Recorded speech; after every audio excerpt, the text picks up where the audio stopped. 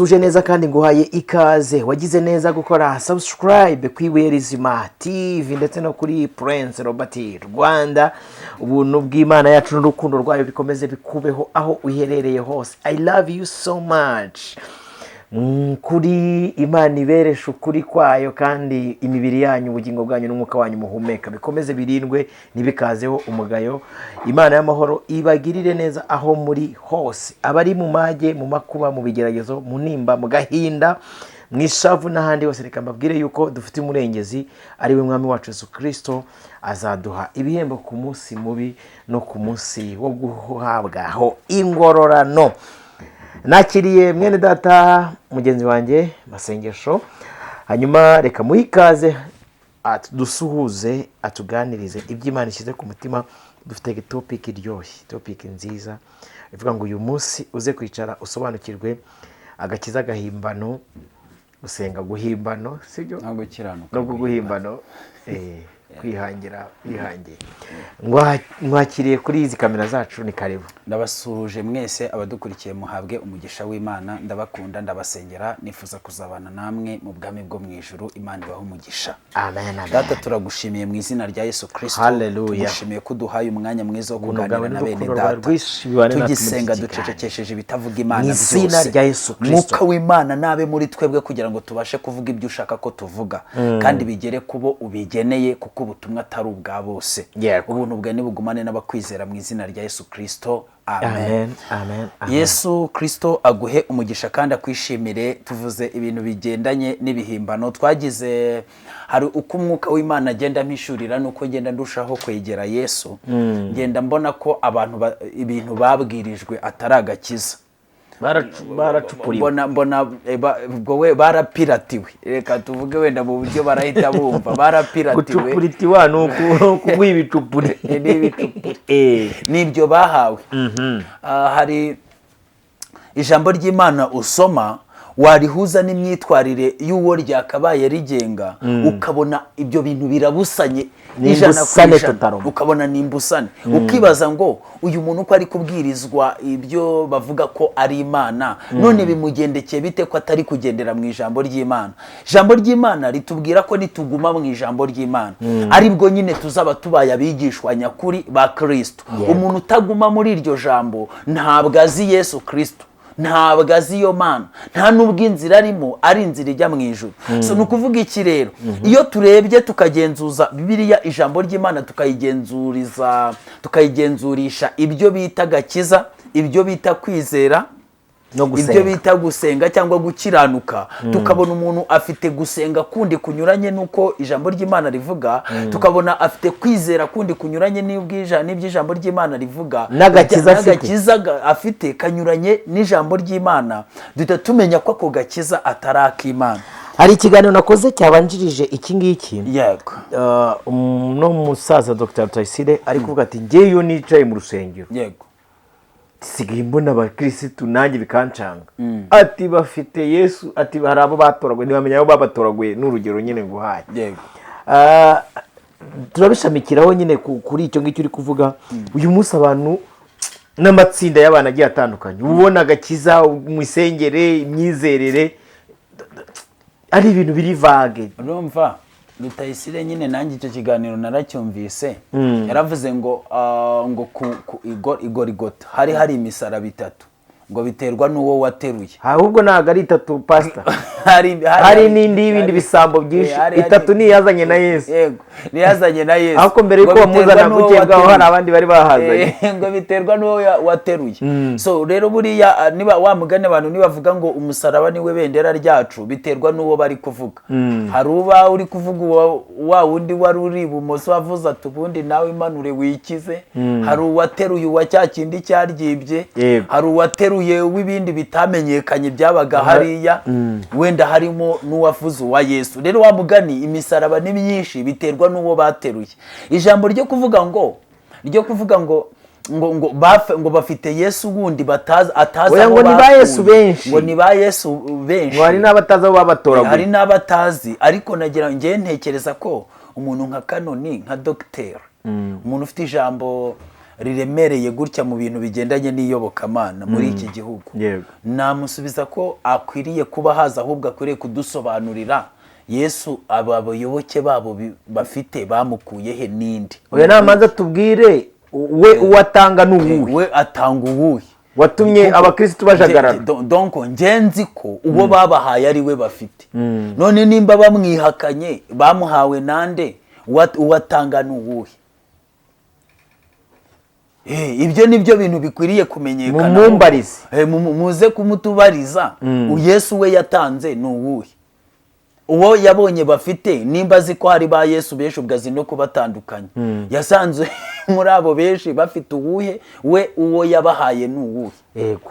Kubera ko umuntu arya asa n'ibyo arya nyine, ibyo bigishijwe n'ibyo bazi. Umwana buriya agiye kwiga ukamubwira uti rero aba yandika bayicuritse gutya bakazamura agatambika, nuko yajya yandika. Wena kari akadomo kari kuri i umubwira ati bamanza akamarongo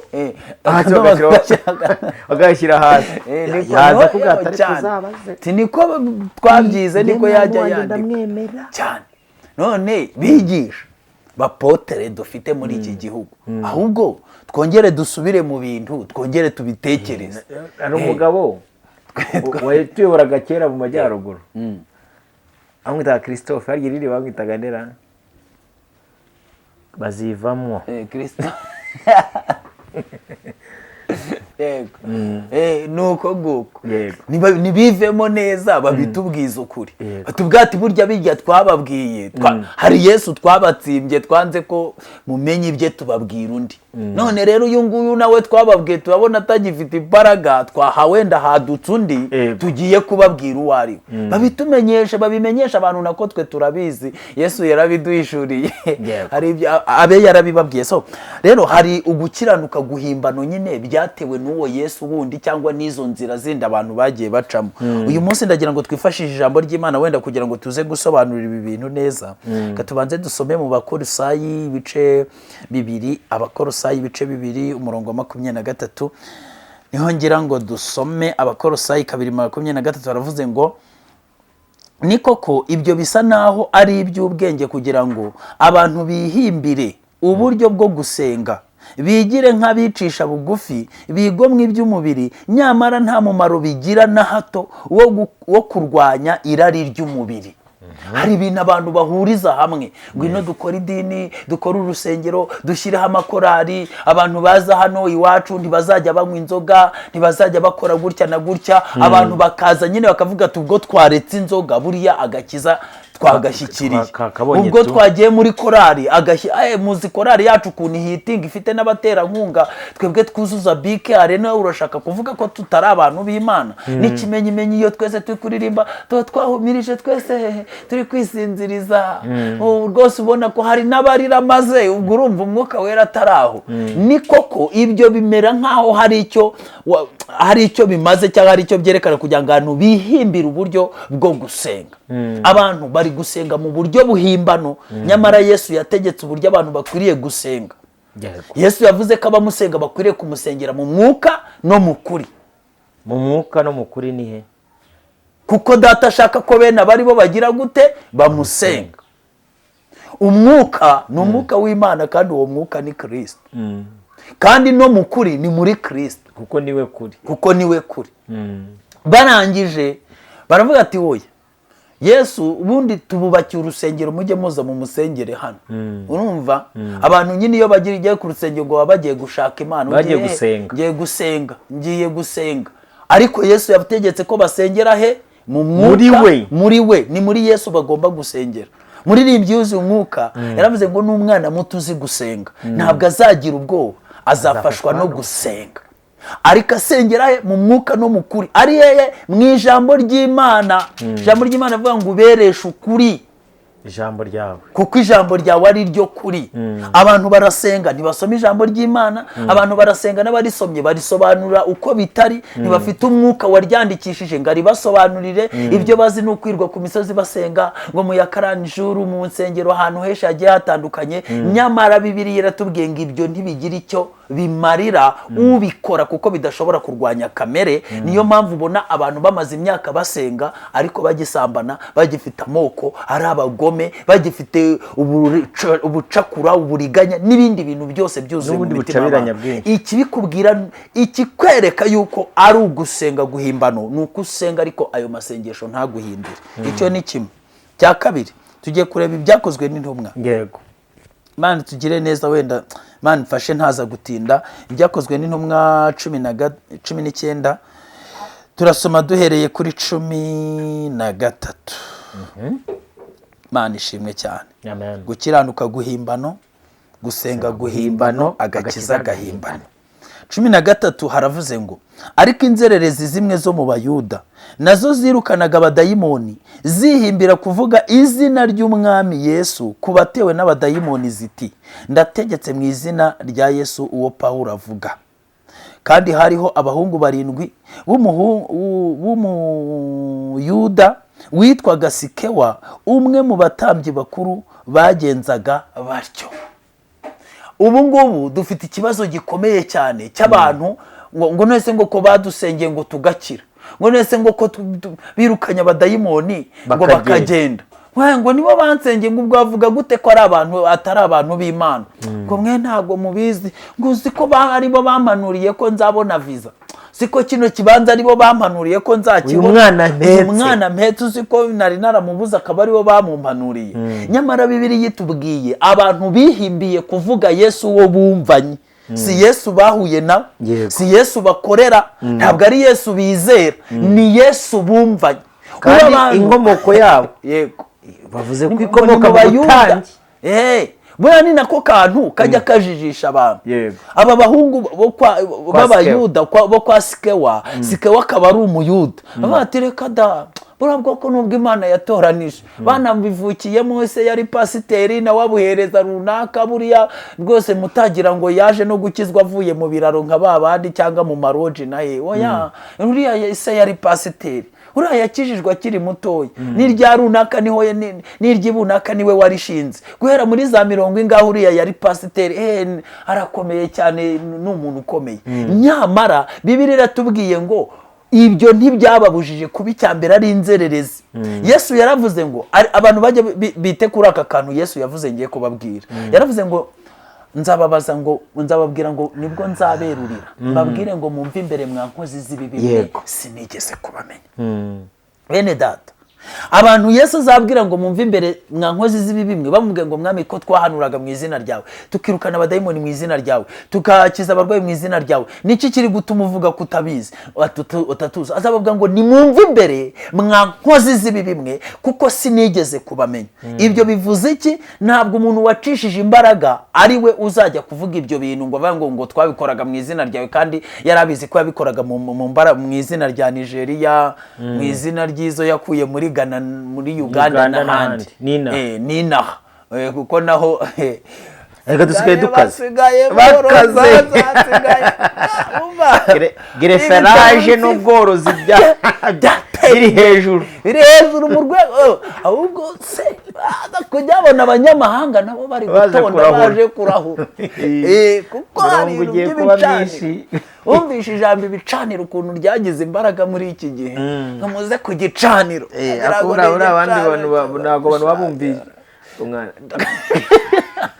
mwagiye mwuza, ariko ko ari igihe tuvuga ngo dufite ishyari. Ubundi ijambo igicaniro sha ryakoreshwaga igicaniro cyo kwandi, mwacyumvanye Pawulo, mwacyumvanye Petero, ni icya Yohana. Ariko hari igihe bakora utuntu n'ibyo mvanye ba Yesu bakabizana kandi nyine bagomba kwihimbira, si ibihimbano se. Erega nituvuga pirate ni nabyo turimo. Gupirata ikintu ni ukubona hari ikintu kiri originali bakoze, warangiza wowe ugabona icyo cya originali ntuzashobora kukigeraho, cyangwa se kizaba gihenze kandi ushaka kugikwiza mu bantu benshi, ugahita ukora pirate yacyo, ugakora igisa nkacyo ariko kitujuje ubuziranenge, ukagihereza abantu benshi kuri makeya kugira ngo kibakwize. Wa mugani wa babandi ati ntikibakwire, bakaba kibakwiza, kikabanyanyagiramo. Niyo mpamvu dushobora kuvuga ngo ejo bundi umubyeyi yarampamagaye arambwira ati ariko se masenge, biriya bintu muba muri kubwiriza ntabwo muzi ko na Elisa, ati ngewe umuntu yarabimbwiye kandi mbikoze mbona ibintu bibaye nk'ibigabanyuka. Ati na Elisa ntiyakoresheje umunyu, ni ukubera iki mwebwe mutubuza gukoresha umunyu kandi yarawufashe akawuminjagira mu mazi agahumanuka. Ni kubera iki mwebwe mutubuza kuwukoresha kandi apotere runaka abyigisha? Ndamubwira ni se yarabikwigishije urabikoresha? Ati nyine nabikoresheje mbona biranagabanyutse ibyo narindi gukora. Ati ko nyine ikibazo byagarutse. Ndamubwira nyine mpamvu byagarutse nuko bitari iby'ukuri. Umuntu nagusomera isezerano rya kera ajya kubwira n'icyo bisobanuye mu isezerano rishya. Ako kantu uvuze ni akabagabo. Ntukapfe kumira bunguri. Ntukamire bunguri. Niba umuntu yakwigishije ibijambo ryo mu isezerano rya kera, ujye umubwira ntarenga aho ngaho atagusobanuriye icyo byashushanyaga mu isezerano rishya. Yego, kuko isezerano rya kera ni igishushanyo, ni igicucu. Noneho rero isezerano rishya niryo nyubako nyirizina. Nyirigicucu hanyuma rero inzu uri kureba igishushanyo cy'inzu, umuntu akubwira ati rero buriya dore umuryango wagombaga kujya hano, ko inzu ihari wahise umubwira uti se uwo muryango uri he? Uyu ushushanyije hano, nyereka ninjire mu nzu neza. Ku nzu uri hehe? Hita ubimubaza. Hita umubaza uti ibi bisobanuye iki hari? Ko mu isezerano rya kera bavugaga amategeko, nyir'ubwite akaba yaraje, nyereka amategeko muri nyir'ubwite. Muri nyir'ubwite amategeko ari hehe? Ihema ry'ibonaniro, sibyo? Yego. Dore ngiri ngo rinyereke muri nyir'ubwite. Muri nyereke mubabaze, nta kosa ririmo. Abantu nyine urumva mu nsengero nukumira bunguri, nta mwanya wo kubaza bajya bagira. Oya ni n'iterabwoba babashyizeho ngo utanyomoza pasiteri. Pasiteri niba akweretse ibitereko by'amatabaza, sibyo? Akakubwira ati nibyo koko biri muri Bibiliya, mubaze ngo ibi bintu bisobanura iki mu isezerano rishya? Nyereka noneho muri Kristo ibitereko by'amatabaza aho biri cyane, kuko na Yohana bihanura abaza ngo uwicaye hagati y'ibitereko by'amatabaza. Yego, rero ubu naha tugeze, ukuruta utabaza ugasaza utamenye. Munyarwanda yaravuze ngo intamenya irira ku muziro. Buri ushobora kuba warabonye uwo mwana uhetse waramuboneye ku muziro kubera kutabaza. Ushobora kuba warabonye ako kazi cyangwa ufite ibyo wita gakiza ariko gateretse ku muziro. Fondasiyo ari umuziro. Akaba ari nayo mpamvu nyiragakiza wagatanze, agatanga original, agatanga na projet y'uburyo bazubaka byose, akabitegura n'uburyo na pro akayitanga. Azababwira ngo mumve imbere mwa nkozi z'ibibi mwe sinigeze kubamenya. Ugati gute kuki utatumenye? Ababwira ati nyine mwubatse ku muziro. Ntabwo twari tubizi. Ubwoko bwanjye burimbutse buzize kutamenya. Ariko ngo hari abantu ngo biberoya, ngo bari abana beza, ngiyo baganiraga ibyanditswe, barazaga ko bati mwicare muze tubiganire neza. Aha hantu ko Dawidi yatoraguye amabuye 5, pasiteri akaba yigishije ko irya mbere ari itangiriro rivuga ngo dufite ahantu tuvuye dutangiriye, hakaba iryo kuva dufite ahantu turi kujya, hakaba iry'amategeko gutegeka kwa kabiri rukumva. Mudusobanurire ese noneho nduze mu isezerano rishyashya Yesu ari hehe muri iyi komba ya Dawidi, sibyo? Na Goliyati. Uyu munsi iki cyari igishushanyo mbonera, mu nzu muze mutwereke Yesu. Noneho pasiteri nakubwira ati Goliyati wawe warapfuye, ubwo ari kukwereka mu isezerano rishyashya, ukumva ntari kukwerekamo Yesu n'umurimo yakoze. Mubwira ati wapi, uri kubakira ku musenyi. Uti ko wubatse Goliyati, ko wishe Goliyati wa Dawidi, uwo yishe, uwo Yesu yishe wari hehe? Kunyeretse ingabo z'abavandimwe ba Dawidi n'abandi bari mu myobo. Uyu munsi abanyabyaha bari mu myobo bananiwe kuvamo kubera icyaha cyabaneye hejuru, bari hehe kutabanyeretse? Bari hehe? Kuko biriya niba byerekana ko ingabo zari zibereye mu myobo, zarananiwe kwikiza.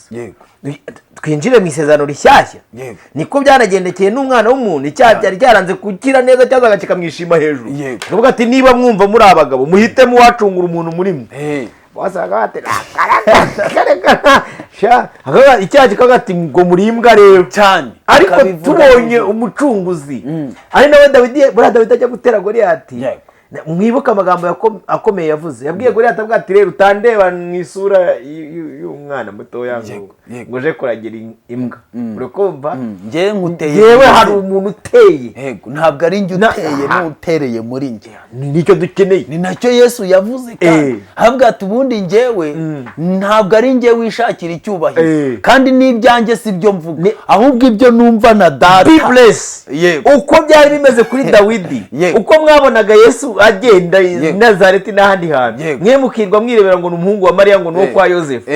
Reka bagagata, ubu ngewe muri kureba si nge, ahubwo muri ngewe mindani mimbere hari uri muri ngewe, niwe ndi gusohoreza icyubahiro cye. Na ba Paulo nuko bose nuko n'amasengesho uyu munsi, uwo tuvuga n'uwo turirimba, Yesu ashimwe, uwo duhamya si twe turiho, ntabwo ari twe twihamya, ariko twe tuvuze twavuga twe turi amajwi arangurura mu butayu.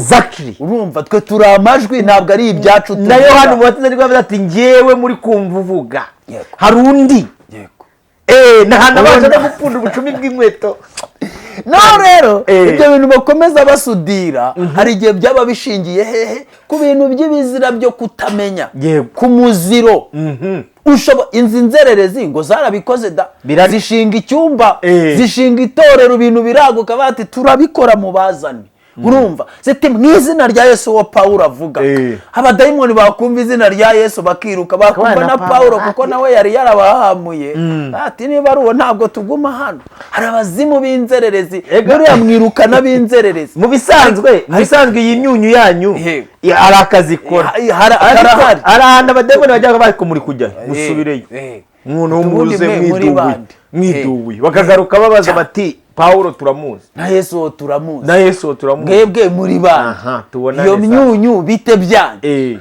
Nese iyo myunyu nimba muyifite, ingo zanyu zisenyuka gute? Kandi mufite imyunyu,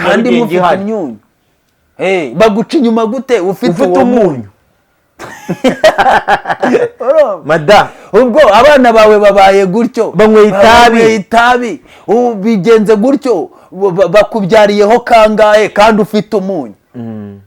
Ariko uwo mwari mukwiriye ari wo maraso ya Yesu, yagombaga kuminjagirwa ku buzima bwanyu mugahumuka. Mwarawanze, mukura mutabaza, none mushaje mutamenye. Nabo mwari mukwiriye kubabaza, baratangiye kubabwira, barabigarutse, ko batubwira ati ntabwo tuba tubona muri ibi maradurwa n'uwo mufite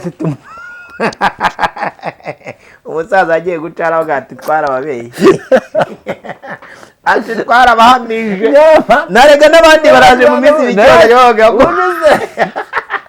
abatuburi. Oya, uriya ngo intangiro y'uruhara ni amasoso.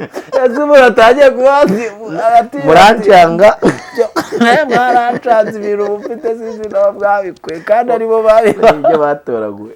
Aba bantu bakwicaye imbere ko ari we baje bakurikiye bakwizereramo, utagiye kwaga ko bafite ibyo batoraguye. Bona bagenzi banjye ngo babikoreye imisaraba sinzi bayikuye, buriya hari abayoye iya Barinaba cyane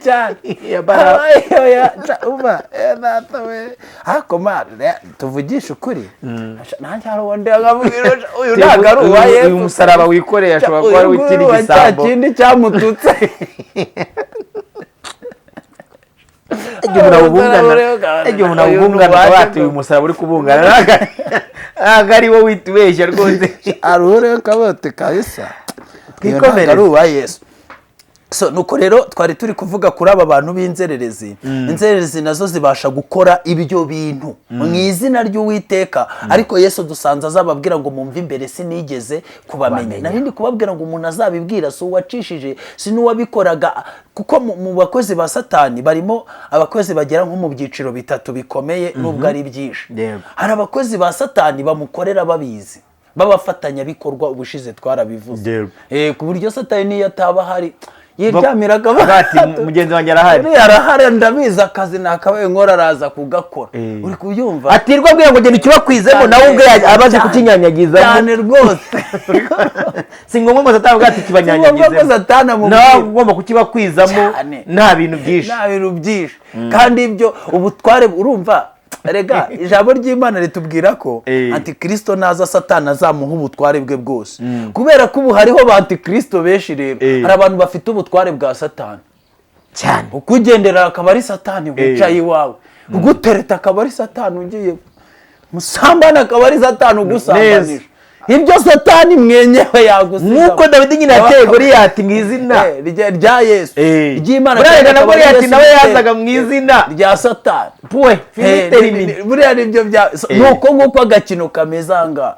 Hari n'abandi bakoreshwa na satani batabizi. Abakozi be nibo babi. Abo nibo babi. Bazi ko bakorera undi muntu ariko ni satani, umwuka bafite n'uwa satani. Ngo ritari gize bitava mu bwenge. Ritari n'iry'Imana.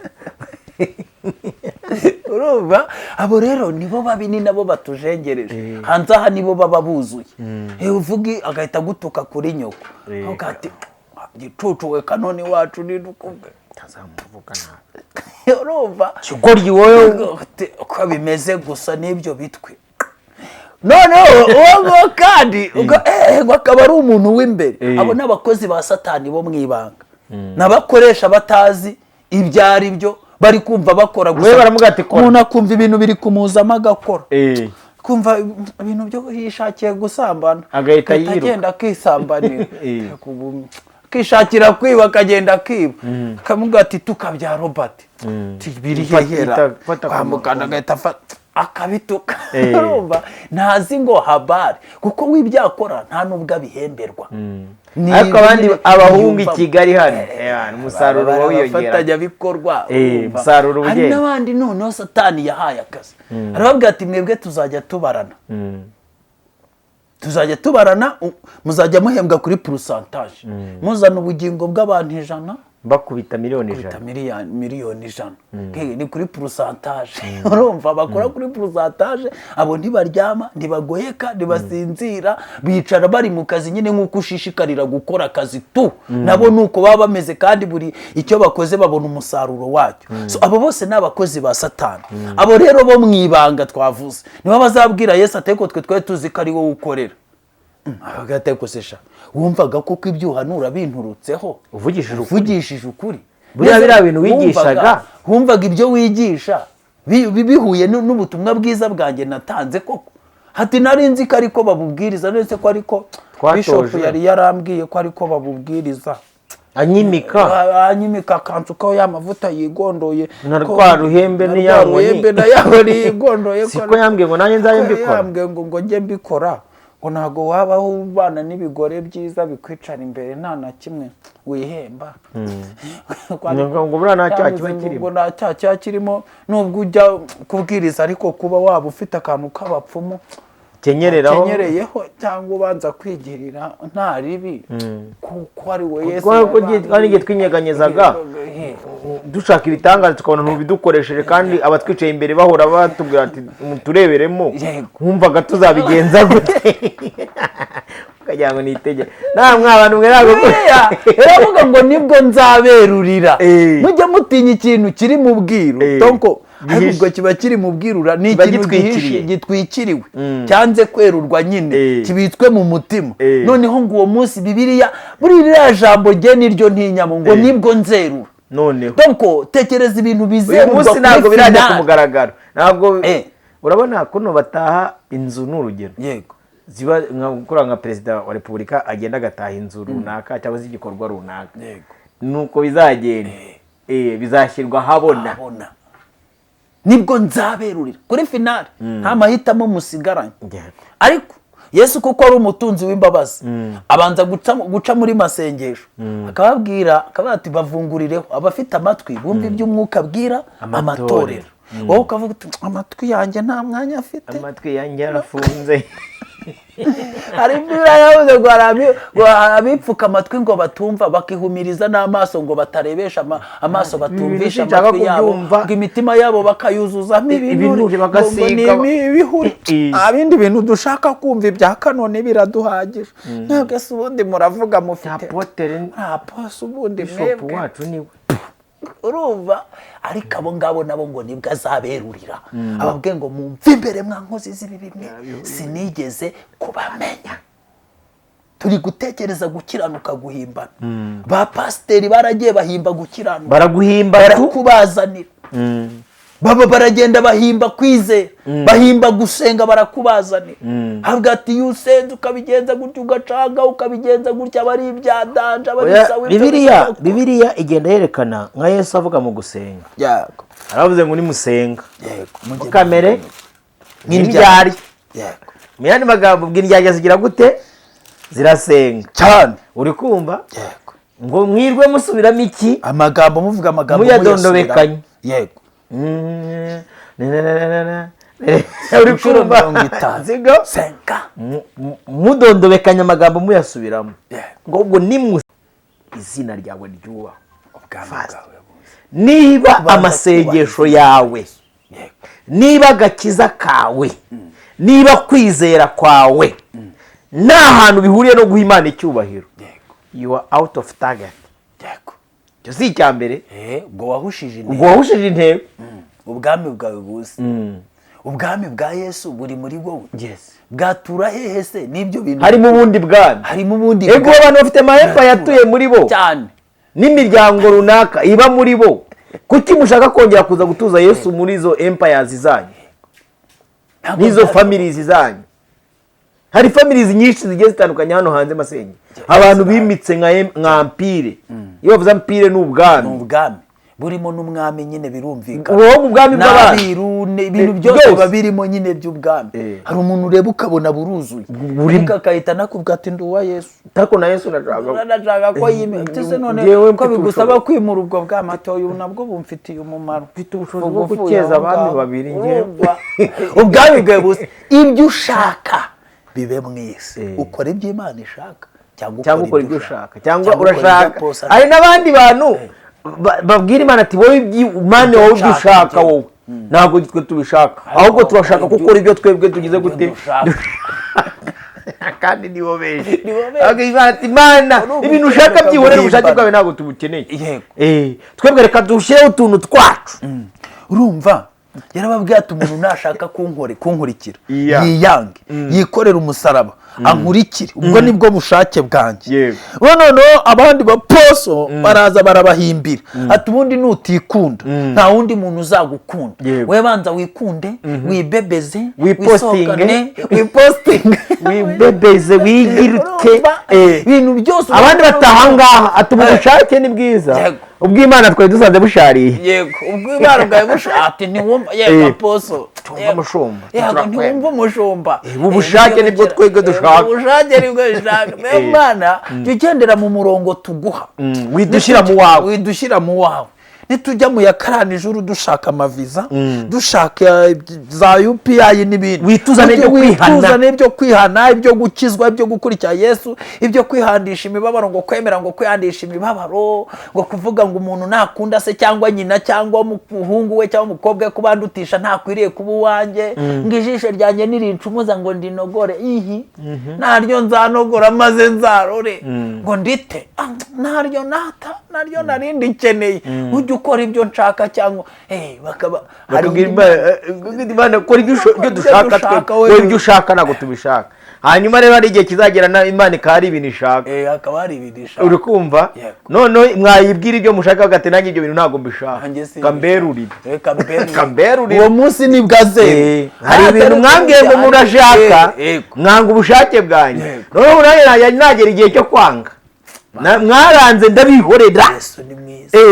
Muranga ngenda bihorera. None unanjye nagera igihe noneho cyo kugira gute cyo kwanga. Ubwo mwari muzi ko Yesu acecetse ngo arebe ko mwisubiraho. Ndasubiramo. Yesu aratuje abayakurekeye muri ibyo bintu ngo arebe ko wisubiraho. Ariko niwanga arerura. Arakwerurira kubwira ngo mva imbere wa nkozi y'ibibiwe. Mwibutse ko iyo Yesu akubwiye ngo mva imbere nta mahirwe yo kuhagaruka uba ufite. Ubu umuvuye imbere nyine ugiye imbere ya Satani. Ariko zigera Yesu na meya azabikubwira urebe. Ubwo nyine ugomba kugenda. Ibya Abaroma ibice 10:3 haravuze ngo kuko ubwo bari batazi gukiranuka kw'Imana uko ariko bagerageje kwihangira gukiranuka kwabo ubwabo bituma basuzugura gukiranuka kw'Imana kuko Kristo ari w'amategeko asohoreramo kandi niwe uhesha uwizera wese gukiranuka. Amen. kuko batari bazi gukiranuka uko ariko. Yes. Ndasoje. Byatumye bihimbira gukiranuka kwabo. Iyo usomye Bibiliya ubona gukiranuka ufite ari ukw'Imana. Bibiliya bivuze neza, yavuze ngo hariho gukiranuka kw'Imana. Yego. No gukiranuka kw'iki? Kw'abantu. Ubwo mu masengesho uze kudusoreza utangaho umuwake, umuntu dukurikiye umubaza uti uri mu gukiranuka kw'Imana cyangwa uri mu gukiranuka kw'abantu? Yego. Ubutaha tuzaganira izo gukiranuka kombi, ni nka pariti ya kabiri mbega. Gukiranuka ufite ni ukuhe? Ni ukw'Imana. Ni ukw'Imana cyangwa uko abantu birumvikana ni uko guhangana. Ni icyo bita guhanga ariko uri kucyumva na artificiel. Donc ushobora guhanga inzira ahantu ukareba nko mu ishyamba, ukavuga uti ahantu hagomba kuba inzira, ugatangira gutema ibiti, ukazana indyango ukabyasa ukarimburamo, ugaharura ibyatsi, ukagira ibiti, ugatangira kuri bashyiraho ibyapa uti hano hari inzira kugira ngo abantu bakandagira, ugahanga paka icyo kintu. Ubu hari abantu bagenda mu nzira kandi birangira iyo nzira ibaye, ariko ikaba ari inzira mpimbano itarigeze na rimwe yemerwa mu mategeko. Ubu hari utuyira tugenda tuba duhari ariko nta borune za leta zihari. Ubu ndashaka kubaza abantu, iyo uri gucamo hariho borune za leta niyo kwera cyangwa ni iyihe? Gukiranuka guhangano niko kujengereje abantu. Ubutaha tuzagaruka tureba gukiranuka kw'Imana ni ukuhe, gukiranuka kw'abantu. Gukiranuka kw'abantu ni ukuhe. Ushobora gukiranuka ku Mana udakiranutse ku bantu, ushobora gukiranuka ku bantu udakiranutse ku Mana. Ubu dufite abantu imbere y'abantu barabakiranutse cyane, ariko imbere y'Imana hari abanyabyaha, ari inkozi z'ibibi n'ibizira. Yes. Yego. Ese wowe wahitamo gute? Ese gukiranuka kw'Imana ni gute? Yego. Abantu hari ibibazo abantu batajya batekereza. Masengesho uko twicaye hano mu ijuru nta banyabyaha bazajyayo cyane. Ijuru ni ry'abakiranutsi. Kandi nta n'umuntu uzajya mu ijuru ngo ngiye nyiranuka 99 ngo rimwe, ntago byashoboka. Nta kugerageza kuri nta kugerageza. Yohana yarabivuze avuga ngo bana bato ntihagire ubashuka, ukiranuka niwe mukiranutsi. Ubwo udakiranuka nyine ni umunyabyaha. Ukora icyaha wese ni uwa Satani. Ukiranuka ari wese w'ibyaha. Ukiranuka ni uwa Kristo, kuko Kristo ni wese w'ukiranuka. Si ibyo se? Turabashimiye ni mwese mwabanye natwe muri iki kiganiro. Inama n'ibitekerezo byanyu biremewe muri comment kugira ngo dukomeze twubake ubwami bw'Imana. Tubararikire mu biganiro byacu bikurikira. Amen. Shimiye umuvandimwe wadufashe kutuganiriza mushumba amasengesho. Nanjye ubuntu bw'Imana bube ku buzima bwanjye, namwe urukundo rw'Imana rubatwikire. Reka mbararikire gukurikira ibiganiro bigaruka naho ubutaha. Shalom, shalom. Amen.